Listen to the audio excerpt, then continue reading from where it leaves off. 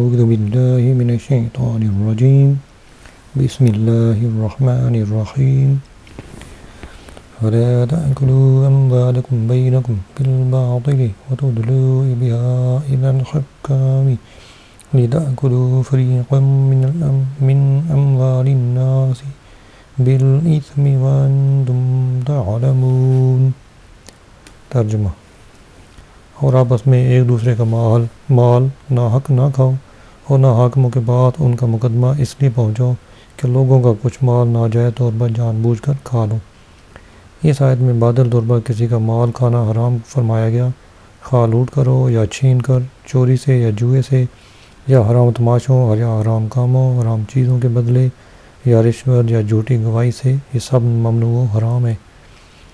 اس سے معلوم ہوا کہ ناجائز فائدہ کے لیے کسی پر مقدمہ بنانا اور اس کو حکام تک لے جانا ناجائز و حرام ہے۔ اسی طرح اپنے فائدہ کی غرض سے دوسرے کو ضرر پہنچانے کے لیے حکام پر اثر ڈالنا، رشوتیں دینا حرام ہے۔ حکام تک رسائی رکھنے والے لوگ اس آیت کے حکم کو پیش نظر رکھیں۔ حضرت ابوبکر صدیق رضی اللہ عنہ سے روایت ہے، نبی کریم صلی اللہ علیہ وسلم نے ارشاد فرمایا، وہ شخص ملعون ہے جو اپنے مسلمان بھائی کو نقصان پہنچائے یا اس کے ساتھ دھوکہ کرے۔ یہ بھی معلوم ہوا کہ جھوٹی گواہی، جھوٹی وکالت، جھوٹے مقدمہ کی پیروی اور کوشش کی اجرتیں سب حرام ہیں۔ يسألونك عن الأهلة قل هي مواقيت للناس والحج وليس البر بأن تأتوا البيوت من ظهورها ولكن البر من اتقى وأتوا البيوت من أبوابها واتقوا الله لعلكم تفلحون۔ ترجمہ: تم سے نئے چاند کے بارے میں سوال کرتے ہیں، تم فرما دو یہ لوگوں اور حج کے لیے وقت کی علامتیں ہیں، اور یہ کوئی نیکی نہیں کہ تم گھروں میں پچھلی دیوار توڑ کر آؤ۔ ہاں اصل نیک تو پرہیزگار ہوتا ہے، اور گھروں میں ان کے دروازوں سے آؤ، اور اللہ سے ڈرتے رہو اس امید پر کہ تم فلاح پاؤ۔ شان نزول: یہ حضرت معاذ بن جبل رضی اللہ عنہ اور ایک دوسرے صحابی کے جواب میں نازل ہوئی۔ ان دونوں نے نبی کریم صلی اللہ علیہ وسلم سے چاند کے گھٹنے بڑھنے کے متعلق سوال کیا۔ اس کے جواب میں چاند کے گھٹنے بڑھنے کے سبب کی بجائے اس کے فوائد بیان فرمائے کہ وہ وقت کی علامتیں ہیں، اور آدمیوں کے ہزارہ دینی اور دنیوی کام اس سے متعلق ہیں۔ زراعت، تجارت، لین دین کے معاملات، روزے اور عید کے اوقات، عورتوں کی عدتیں، حیض کے ایام، حمل اور دودھ پلانے کی مدتیں، اور دودھ چھڑانے کے وقت، اور حج کے اوقات اس سے معلوم ہوتے ہیں۔ کیونکہ شروع میں جب چاند باریک ہوتا ہے تو دیکھنے والا جان لیتا ہے کہ ابتدائی تاریخیں ہیں، اور جب چاند پورا روشن ہوتا ہے تو معلوم ہو جاتا ہے کہ مہینے کی درمیانی تاریخ ہے، اور جب چاند چھپ جاتا ہے تو معلوم ہوتا ہے کہ مہینہ ختم پر ہے۔ پھر مہینوں سے سال کا حساب ہوتا ہے۔ یہ وہ قدرتی جنتری ہے جو آسمان کے سفر پر ہمیشہ کھلی رہتی ہے، اور ہر ملک میں ہر زبان کے لوگ، پڑھے بھی ان پڑھ بھی، سب اسے اپنا حساب معلوم کر لیتے ہیں۔ یاد رہے کہ بہت سے احکام میں چاند کا حساب رکھنا ضروری ہے، جیسے بالغ ہونے کی عمر کے اعتبار سے، یوں ہی روزہ، عیدین، حج کے مہینوں اور دنوں کے بارے میں، یوں ہی زکوٰۃ میں جو سال گزرنے کا اعتبار ہے وہ بھی چاند کے اعتبار سے ہے۔ ولیس البر، اور یہ کوئی نیکی نہیں۔ زمانۂ جاہلیت میں لوگوں کی عادت تھی کہ جب وہ حج کے لیے احرام باندھتے تو اپنے مکان میں اس کے دروازے سے داخل نہ ہوتے، اگر ضرورت ہوتی تو پچھلی دیوار توڑ کر آتے اور اس کو نیکی جانتے۔ اس پر یہ آیت نازل ہوئی کہ یہ کوئی نیکی نہیں کہ تم گھروں کے پیچھے سے آؤ۔ اصل نیکی تقوی، خوف خدا اور احکام الہی کی اطاعت ہے۔ اس سے معلوم ہوا کہ کسی چیز کو بغیر ممانعت کے ناجائز سمجھنا جو ہلاک کا کام ہے۔ اپنی طرف سے غلط قسم کی رسمیں اور پابندیاں لگا لینا جائز نہیں ہے۔ بہت سے کام ویسے جائز ہوتے ہیں لیکن اپنی طرف سے شرعاً ضروری سمجھ لینے سے ناجائز ہو جاتے ہیں، جیسے مسلمان فوت شدگان کے ایصال ثواب کے لیے سوئم 40واں وغیرہ کرتے ہیں کہ ویسے کریں تو جائز ہے، لیکن اگر یہ سمجھ کر کریں کہ یہ کرنا ضروری ہے یا دوسرے اور 40ویں دن ہی کرنا ضروری ہے تو ناجائز ہے۔ یوں ہی سوئم اور 40واں وغیرہ جائز ہے تو انہیں اپنی طرف سے ناجائز کہنا بھی حرام ہے۔ کفار کے طرز عمل کی نقالی ہے۔ بہرحال افراد و تفریط سے بچنا ضروری ہے، اور اس طرح کی چیزوں کی طرف غور کرنا چاہیے۔ شادی، مرگ اور زندگی کے دیگر معاملات میں نہ جانے کیسی کیسی رسمیں اور یہ کہاں سے گھس آئی ہیں۔ وَقَاتِلُوا فِي سَبِيلِ اللَّهِ الَّذِينَ يُقَاتِلُونَكُمْ وَلَا تَعْتَدُوا ان اللہ لا يحب المعتدین۔ ترجمہ: اور اللہ کی راہ میں ان سے لڑو جو تم سے لڑتے ہیں، اور حد سے نہ بڑھو، بے شک اللہ حد سے بڑھنے والوں کو پسند نہیں کرتا۔ 6 ہجری میں حدیبیہ کا واقعہ پیش آیا۔ اس سال نبی کریم صلی اللہ علیہ وسلم مدینہ طیبہ سے عمرے کے ارادے سے مکہ مکرمہ روانہ ہوئے۔ مشرکین نے نبی کریم صلی اللہ علیہ وسلم کو مکہ میں داخل ہونے سے روکا، اور اس پر صلح ہوئی کہ آپ صلی اللہ علیہ وسلم آئندہ سال تشریف لائیں تو آپ کے لیے 3 روز کے لیے مکہ مکرمہ خالی کر دیا جائے گا۔ چنانچہ اگلے سال 7 ہجری میں نبی کریم صلی اللہ علیہ وسلم عمرے کی قضاء کے لیے تشریف لائے۔ اب نبی کریم صلی اللہ علیہ وسلم کے ساتھ 1400 صحابہ کرام بھی تھے۔ مسلمانوں کو یہ اندیشہ ہوا کہ کفار نے اگر وعدہ پورا نہ کیا اور حرم مکہ میں حرمت والے مہینے ذی القعدہ میں جنگ کی تو مسلمان چونکہ حالت احرام میں ہوں گے، اس لیے اس حالت میں جنگ کرنا ان کے لیے بڑا مشکل تھا، کیونکہ زمانۂ جاہلیت سے ابتدائے اسلام تک نہ حرم میں جنگ جائز تھی اور نہ حرمت والے مہینوں میں، لہذا انہیں تردد ہوا کہ اس وقت جنگ کی اجازت ملتی ہے یا نہیں۔ اس پر یہ آیت نازل ہوئی۔ آیت میں اجازت کا معنی یا تو یہ ہے کہ جو کفار تم سے لڑیں یا جنگ کی ابتدا کریں تم ان سے دین کی حمایت اور اعزاز کے لیے لڑو۔ یہ حکم ابتداء اسلام میں تھا، پھر منسوخ کیا گیا اور کفار سے قتال کرنا واجب ہوا، خواہ وہ ابتدا کریں یا نہ کریں۔ یا یہ معنی ہے کہ ان سے لڑو جو تم سے لڑنے کا ارادہ رکھتے ہیں۔ یہ بات سارے ہی کفار میں ہے، کیونکہ وہ سب دین کے مخالف اور مسلمانوں کے دشمن ہیں، خواہ انہوں نے کسی وجہ سے جنگ نہ کی ہو، لیکن موقع پانے پر چوکنے والے نہیں۔ یہ معنی بھی ہو سکتے ہیں کہ جو کافر میدان جنگ میں تمہارے مقابلے پر ہیں اور وہ تم سے لڑنے کی قدرت اور اہلیت رکھتے ہوں تو ان سے لڑو۔ اس صورت میں ضعیف، بوڑھے، بچے، مجنون، اپاہج، اندھے، بیمار اور عورتیں وغیرہ جو جنگ کرنے کی قدرت نہیں رکھتے اس حکم میں داخل نہ ہوں گے، اور انہیں قتل کرنا جائز نہیں ہے۔ وَلَا تَعْتَدُوا، اور زیادتی نہ کرو۔ اس سے مراد ہے کہ جو جنگ کے قابل نہیں ان سے نہ لڑو، یا جن سے تم نے عہد کیا ہو، یا بغیر دعوت کے جنگ نہ کرو، کیونکہ شرعی طریقہ یہ ہے کہ پہلے کفار کو اسلام کی دعوت دی جائے، اگر وہ انکار کرے تو ان سے جزیہ طلب کیا جائے، اور اگر اس سے بھی انکار کرے تب جنگ کی جائے۔ اس معنی پر آیت کا حکم باقی ہے، منسوخ نہیں ہے۔ وَاقْتُلُوهُمْ حَيْثُ ثَقِفْتُمُوهُمْ وَأَخْرِجُوهُمْ مِنْ حَيْثُ أَخْرَجُوكُمْ وَالْفِتْنَةُ أَشَدُّ مِنَ الْقَتْلِ وَلَا تُقَاتِلُوهُمْ عِندَ الْمَسْجِدِ الْحَرَامِ حَتَّى يُقَاتِلُوكُمْ فِيهِ فَإِنْ قَاتَلُوكُمْ فَاقْتُلُوهُمْ كَذَلِكَ جَزَاءُ الْكَافِرِينَ فَإِنِ انتهوا فَإِنَّ اللَّهَ غَفُورٌ رَحِيمٌ۔ ترجمہ: اور دوران جہاد کافروں کو جہاں پاؤ قتل کرو، اور انہیں وہاں سے نکال دو جہاں سے انہوں نے تمہیں نکالا تھا، اور فتنہ قتل سے زیادہ شدید ہوتا ہے۔ اور مسجد حرام کے پاس ان سے نہ لڑو جب تک وہ تم سے وہاں نہ لڑیں، اور اگر وہ تم سے لڑیں تو انہیں قتل کرو۔ کافروں کی یہی سزا ہے، پھر اگر وہ بعد آ جائیں تو بے شک اللہ بخشنے والا مہربان ہے۔ آیت مبارکہ میں پہلے بیان کیے اس سیاق و سباق میں فرمایا گیا کہ چونکہ کافروں نے تمہیں مکہ مکرمہ سے بے دخل کیا تھا اور اب بھی تمہارے ساتھ آمادہ قتال ہیں، تو تمہیں دوران جہاد ان سے لڑنے، انہیں قتل کرنے اور انہیں مکہ مکرمہ سے نکالنے کی اجازت ہے جہاں سے انہوں نے تمہیں نکالا تھا۔ چنانچہ فتح مکہ کے موقع پر اسلام قبول نہ کرنے والوں کو مکہ مکرمہ سے نکال دیا گیا۔ یہ بھی بتایا گیا کہ ان کے قتل کا حکم ان کے جرم سے زیادہ بڑا نہیں، کیونکہ وہ لوگ فتنہ برپا کرنے والے ہیں، اور ان کا فتنہ شرک ہے یا مسلمانوں کو مکہ مکرمہ سے نکالنا، تو ان کا فتنہ ان کو قتل کرنے سے بھی بڑھ کر ہے۔ یہاں یہ حکم نہیں دیا جا رہا ہے کہ کافروں کو قتل کرنے میں لگے رہو، امن ہو یا جنگ، صلح ہو یا لڑائی، ہر حال میں انہیں قتل کرو، بلکہ یہاں صرف دوران جہاد قتل کرنے کا حکم ہے۔ بہت سے اسلام دشمن لوگ اس طرح کی آیات سے غلط فہمیاں پیدا کرنے کی کوشش کرتے ہیں، ایسے لوگوں کی مکاریوں سے ہوشیار رہنا چاہیے۔ وَلَا تُقَاتِلُوهُمْ عِندَ الْمَسْجِدِ الْحَرَامِ، اور مسجد حرام کے پاس ان سے نہ لڑو۔ مسجد حرام شریف کے ارد گرد کئی کلومیٹر کا علاقہ حرم کہلاتا ہے۔ حرم کے حدود میں مسلمانوں کو لڑنے سے منع کر دیا گیا، کیونکہ یہ حرم کی حرمت کے خلاف ہے، لیکن اگر کفار ہی وہاں مسلمانوں سے جنگ کی ابتدا کریں تو انہیں جواب دینے کے لیے وہاں پر بھی ان سے لڑنے اور انہیں قتل کرنے کی اجازت ہے۔ البتہ اگر وہ کفر سے بعد آ جائیں تو اللہ تعالیٰ اپنے فضل و کرم سے انہیں معاف فرما دے گا کہ اسلام تمام گناہوں کو ختم کر دیتا ہے۔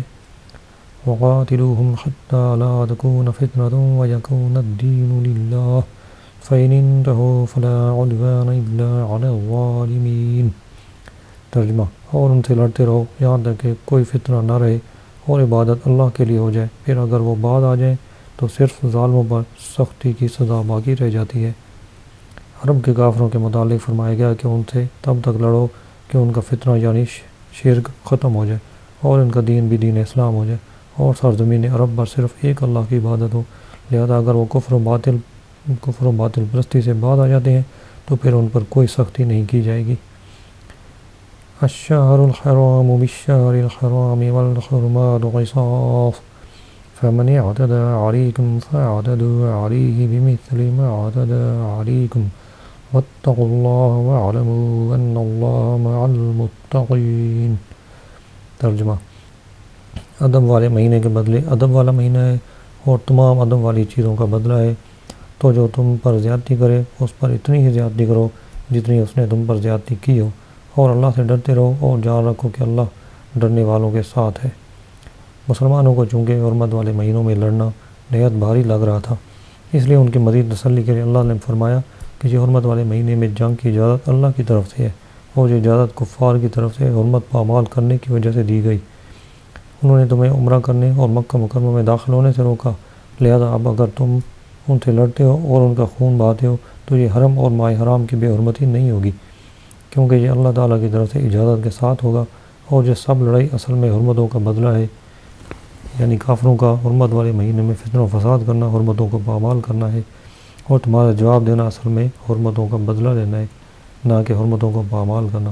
یوں سمجھ لیں کہ ڈاکو کی گولی کے جواب میں اگر پولیس گولی چلائے تو پولیس کو مجرم نہیں کہیں گے، بلکہ ان کے فعل کو حفاظت و ذمہ داری کہا جائے گا۔ قاتل کے قتل کو زیادتی نہیں کہیں گے بلکہ اسے قصاص کہا جائے گا۔ فمن اعتدى علیکم، تو جو تم پر زیادتی کرے۔ کافر مسلمانوں پر ظلم سے تم ڈھاتے رہے۔ شروع اسلام میں دن رات صبح شام ہر وقت مسلمانوں کو ستانے میں لگے رہے، کسی کو شہید کیا، کسی کو تپتی ریت پر گھسیٹا، کسی کو انگاروں پر لٹایا، کسی کو کوڑے مارے، کسی کا راہ چلتے مذاق اڑایا، مسلمانوں کو ان کے گھروں سے ہجرت پر مجبور کر دیا، ان کے کاروبار ختم کر دیے، انہیں ان کے رشتہ داروں سے جدا کر دیا۔ ان تمام واقعات کی تلخیاں مسلمانوں کے دلوں میں موجود تھیں۔ اب جب کہ مسلمانوں کو بدلہ لینے کا موقع مل رہا تھا تو اس بات کا امکان تھا کہ مسلمان بھی بدلہ لینے میں اپنے جذبہ انتقام کو بھرپور طریقے سے پورا کرتے اور بدلہ لینے میں حد سے بڑھ جاتے، لیکن اللہ تعالیٰ نے اس سے پہلے ہی مسلمانوں کو سمجھا دیا کہ تم پر جنہوں نے زیادتی کی ہیں تمہیں ان سے بدلہ لینے کا اختیار تو دیا جا رہا ہے، لیکن تم اتنا ہی بدلہ لے سکتے ہو جتنی انہوں نے تم پر زیادتی کی، اس سے زائد کہ تمہیں ہرگز اجازت نہیں۔ لہذا بدلہ لینے میں بھی تقوی اور خوف خدا کو پیش نظر رکھو، اور یہ جان لو کہ اللہ تعالیٰ کا قرب اور معیت اسی کو نصیب ہوگی جو ہر حال میں تقوی اختیار کرے گا۔ کیا حسین تعلیم ہے اور کیا پاکیزہ تربیت ہے۔ جس وقت جذبات مچل رہے ہوں، جذبہ انتقام جوش مار رہا ہو، دشمن قبضے میں آنے ہی والا ہو، غلبہ حاصل ہوا ہی چاہتا ہو، اس وقت بھی تقوی کا عدل و انصاف کا درس دیا جا رہا ہے، زیادتی کرنے سے منع کیا جا رہا ہے۔ کیا روئے زمین پر کوئی دوسرا ایسا دین قانون ایسا ہے جو اپنے ماننے والوں کو اس طرح کے اعلیٰ اخلاق اور پاکیزہ کردار کا درس دیتا ہو؟ ہرگز نہیں، یہ صرف اسلام ہی ہے۔ وَأَنفِقُوا فِي سَبِيلِ اللَّهِ وَلَا تُلْقُوا بِأَيْدِيكُمْ إِلَى التَّهْلُكَةِ وَأَحْسِنُوا إِنَّ اللَّهَ يُحِبُّ الْمُحْسِنِينَ۔ ترجمہ، اور اللہ کی راہ میں خرچ کرو اور اپنے ہاتھوں خود کو ہلاکت میں نہ ڈالو، اور نیکی کرو، بے شک اللہ نیکی کرنے والوں سے محبت فرماتا ہے۔ راہ خدا میں خرچ کرنے کا اصل حکم تو مال کے حوالے سے ہے، لیکن علامہ صافی رحمۃ اللہ علیہ نے اس کے معنی کی مزید وسعت کو بیان کیا ہے۔ فرماتے ہیں کہ آیت کا مطلب یہ ہے کہ اللہ تعالیٰ کی فرما برداری اور اس کی رضا کے کاموں میں اپنے جان و مال کو صرف کرو، خواہ جہاد ہو یا رشتہ داروں سے حسن سلوک یا اللہ تعالیٰ کی کمزور اور غریب بندوں کی مدد کی صورت میں ہو۔ خود کو ہلاکت میں ڈالنے کی بہت سی صورتیں ہیں۔ صحیح بخاری میں آیا ہے، یہ آیت خرچ کرنے سے متعلق نازل ہوئی، یعنی رائے خدا میں خرچ کرنا بند کر کے یا کم کر کے اپنے آپ کو ہلاکت میں نہ ڈالو۔ حضرت ابو ایوب انصاری رضی اللہ عنہ فرماتے ہیں، یہ آیت ہم انصار صحابہ کرام کے بارے میں نازل ہوئی۔ جب اللہ تعالیٰ نے اسلام کو غلبہ عطا فرما دیا اور اس کے مددگار کثیر ہو گئے تو ہم میں سے بعض نے بعض سے سرگوشی کرتے ہوئے کہا، جہاد کی مصروفیت میں ہمارے مال ضائع ہو گئے، لہذا اب اللہ تعالیٰ نے اسلام کو غلبہ عطا فرما دیا ہے تو کیا یہ اچھا ہو کہ اگر ہم اپنے اموال میں ٹھہریں اور جو ضائع ہوا اس کی درستی کر لیں۔ اس پر اللہ تعالیٰ نے یہ آیت نازل فرمائی، اور جو ہم نے کہا اس کا رد فرمایا کہ ہلاکت تو جہاد چھوڑ کر اپنے اموال کی درستی میں لگ جانا ہے۔ انصار جتنا اللہ تعالیٰ توفیق دیتا صدقہ خیرات کرتے رہتے۔ ایک سال انہیں تنگ دستی کا سامنا ہوا تو انہوں نے یہ عمل روک دیا۔ اس پر یہ آیت نازل ہوئی۔ حضرت نعمان بن بشیر رضی اللہ عنہ کہتے ہیں کہ کوئی شخص گناہ کرتا اور کہتا میری بخشش نہ ہوگی، اس پر یہ آیت نازل ہوئی۔ خلاصہ کلام یہ ہے کہ رائے خدا میں خرچ کرنے کو ترک کرنا بھی ہلاکت کا سبب ہے۔ فضول خرچی بھی ہلاکت ہے، جہاد ترک کرنا بھی ہلاکت ہے۔ یوں ہی اس طرح کی ہر وہ چیز جو ہلاکت کا باعث ہو، ان سب سے باز رہنے کا حکم ہے، حتیٰ کہ بے ہتھیار میدان جنگ میں جانا یا زہر کھانا یا کسی طرح خودکشی کرنا سب حرام ہے، چونکہ خودکشی خود کو ہلاک کرنے کی نہایت نمایاں صورت ہے، لہذا یہاں اس کی وعید بیان کی جاتی ہے۔ چنانچہ خودکشی کے بارے میں رسول اللہ صلی اللہ علیہ وسلم نے ارشاد فرمایا، جس نے پہاڑ سے گر کر خودکشی کی وہ مسلسل جہنم میں گرتا رہے گا، اور جس نے زہر کھا کر خودکشی کی قیامت کے دن وہ زہر اس کے ہاتھ میں ہوگا اور جہنم کی آگ میں اسے ہمیشہ کھاتا رہے گا، اور جس نے چھری کے ذریعے خود کو قتل کیا قیامت کے دن وہ چھری اس کے ہاتھ میں ہوگی اور دوزخ کی آگ میں ہمیشہ وہ چھری اپنے پیٹ میں مارتا رہے گا۔ استغفر اللہ۔ وَأَتِمُّوا الْحَجَّ وَالْعُمْرَةَ لِلَّهِ فَإِنْ أُحْصِرْتُمْ فَمَا اسْتَيْسَرَ مِنَ الْهَدْيِ وَلَا تَحْلِقُوا رُءُوسَكُمْ حَتَّى يَبْلُغَ الْهَدْيُ مَحِلَّهُ فَمَنْ كَانَ مِنكُم مَّرِيضًا أَوْ بِهِ أَذًى مِّن رَّأْسِهِ ففدية من صيام أو صدقة أو نسك فإذا أمنتم فمن تمتع بالعمرة إلى الحج فما استيسر من الهدي فمن لم يجد فصيام 3 أيام في الحج و7 إذا رجعتم تلك 10 كاملة ذلك لمن لم يكن أهله حاضر المسجد الحرام واتقوا اللہ واعلموا ان اللہ شدید العقاب۔ ترجمہ۔ اور حج اور عمرہ اللہ کے لیے پورا کرو، پھر اگر تمہیں مکہ سے روک دیا جائے تو حرم میں قربانی کا جانور بھیجو جو میسر ہے، اور اپنے سر نہ بڑھاؤ جب تک قربانی اپنے ٹھکانے پر نہ پہنچ جائے۔ پھر جو تم میں بیمار ہو یا اس کے سر میں کچھ تکلیف ہے تو روزے یا خیرات یا قربانی کا فدیہ دے۔ پھر جب تم اطمینان سے ہو تو جو حج سے عمرہ ملانے کا فائدہ اٹھائے اس پر قربانی لازم ہے جیسی میسر ہو۔ پھر جو قربانی کی قدرت نہ پائے تو 3 روزے حج کے دنوں میں رکھے اور 7 روزے اس وقت رکھو جب تم اپنے گھر لوٹ کر جاؤ، یہ مکمل 10 ہے۔ یہ حکم اس کے لیے ہے جو مکہ کا رہنے والا نہ ہو، اور اللہ سے ڈرتے رہو اور جان رکھو کہ اللہ شدید عذاب دینے والا ہے۔ آیت میں مراد یہ ہے کہ حج و عمرہ دونوں کو ان کے فرائض و شرائط کے ساتھ خاص اللہ تعالیٰ کے لیے بغیر سستی اور کوتاہی کے مکمل کرو۔ حج نام ہے احرام باندھ کر 9 ذی الحجہ کو عرفات میں ٹھہرنے اور مکہ معظمہ کے طواف کا۔ اس کے لیے خاص وقت مقرر ہے جس میں یہ افعال کیے جائیں تو حج ہے۔ حج 9 ہجری میں فرض ہوا، اس کی فرضیت قطعی ہے، اس کی فرضیت کا انکار کرنے والا کافر ہے۔ حج کے فرائض یہ ہیں: نمبر 1 احرام، نمبر 2 وقوف عرفہ، نمبر 3 طواف زیارت۔ حج کی 3 قسمیں ہیں: نمبر 1 افراد یعنی صرف حج کا احرام باندھا جائے، نمبر 2 تمتع یعنی پہلے عمرہ کا احرام باندھا جائے پھر عمرہ کے احرام سے فارغ ہونے کے بعد اسی سفر میں حج کا احرام باندھا جائے، نمبر 3 قران یعنی عمرہ اور حج دونوں کا اکٹھا احرام باندھا جائے۔ اس میں عمرہ کرنے کے بعد احرام کی پابندیاں ختم نہیں ہوتی بلکہ برقرار رہتی ہیں۔ عمرہ کی تفصیل کچھ یوں ہے کہ عمرہ میں صرف احرام باندھ کر خانہ کعبہ کا طواف اور صفا و مروہ کی صحیح کر کے حلق کروانا ہوتا ہے۔ حج و عمرہ دونوں کے ہر مسئلے میں بہت تفصیل ہے، اس کے لیے تفصیل دیکھنے کے لیے بارِ شریعت ہے اس کا حصہ نمبر 6 اس کا مطالعہ بہت ضروری ہے۔ فَإِنْ أُحْصِرْتُمْ تو اگر تمہیں روک دیا جائے، یہاں سے حج کے ایک عام مسئلے کا بیان ہے جسے احصار کہتے ہیں۔ آیت کا خلاصہ کلام یہ ہے کہ اگر حج یا عمرہ کا احرام باندھ لینے کے بعد حج یا عمرہ کی ادائیگی میں تمہیں کوئی رکاوٹ پیش آ جائے جیسے دشمن کا خوف ہو یا مرض وغیرہ، تو ایسی حالت میں تم احرام سے باہر آ جاؤ، اور اس صورت میں حدود حرم میں قربانی کا جانور اونٹ یا گائے یا بکری کا ذبح کروانا تم پر واجب ہے، اور جب تک قربانی کا جانور ذبح نہ ہو جائے تب تک تم سر نہ مڑواؤ۔ احصار کے بعد ایک اور مسئلے کا بیان ہے، وہ یہ ہے کہ حالت احرام میں بال منڈوانے کی اجازت نہیں ہوتی۔ یوں ہی لباس، خوشبو وغیرہ کے اعتبار سے کافی پابندیاں ہوتی ہیں، اگر ان کا خلاف کریں تو دم یا صدقہ لازم آتا ہے، لیکن بعض صورتیں ایسی ہیں کہ مجبوری کی وجہ سے احرام کی پابندیوں کی مخالفت کرنا پڑتی ہے۔ بغیر عذر کے اور عذر کی وجہ سے کیے گئے افعال میں شریعت نے کچھ فرق کیا ہے۔ آیت میں اس کی کچھ صورتیں کا بیان ہے۔ جان بوجھ کر احرام کی پابندیوں کی مخالفت کرے گا تو گناہ گار بھی ہوگا اور فدیہ دینا بھی لازم آئے گا، اور مجبوری کی وجہ سے مخالفت کرے گا تو گناہ گار نہ ہوگا لیکن فدیہ دینا پڑے گا۔ البتہ مجبوری والے کو فدیہ میں کچھ رخصتیں دی گئی ہیں، چنانچہ مولانا امجد علی اعظمی فرماتے ہیں جہاں دم کا حکم ہے وہ جرم اگر بیماری یا سخت گرمی یا شدید سردی یا زخم یا پھوڑے یا جوؤں کی سخت ایذا کے باعث ہوگا تو اسے جرم غیر اختیاری کہتے ہیں۔ اس میں اختیار ہوگا کہ دم یعنی قربانی کے بدلے 6 مسکینوں کو ایک صدقہ دے دے، یا دونوں وقت پیٹ بھر کھلائے، یا 3 روزے رکھ لے۔ اور اگر اس جرم میں صدقہ کا حکم ہے اور بمجبوری کیا تو اختیار ہوگا کہ صدقہ کے بدلے 1 روزہ رکھ لے۔ فمن تمتع بالعمرۃ الی الحج، تو جو حج سے عمرہ ملانے کا فائدہ اٹھائے۔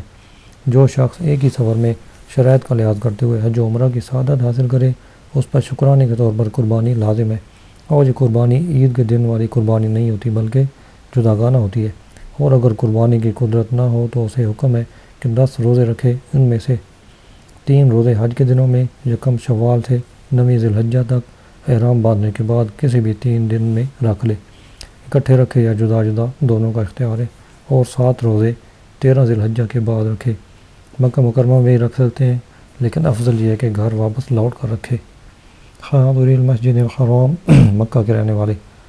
حج تمتع یا حج قران کا جائز ہونا صرف آفاقی یعنی میقات سے باہر والوں کے لیے، حدود میقات میں اور اس سے اندر رہنے والوں کے لیے نہ تمتع کی اجازت ہے اور نہ قران کی، وہ صرف حج افراد کر سکتے ہیں۔